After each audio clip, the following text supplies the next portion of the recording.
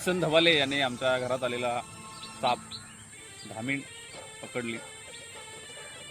बऱ्याचदा आता किसनकडून किंवा बरेच जे सर्पमित्र आहेत त्यांच्याकडून ऐकलं होतं की 5% साप जे आहेत ते विषारी आहेत, बाकीचे साप बिनविषारी आहेत. आपण सापाला विनाकारण घाबरतो आणि त्यांना मारतो.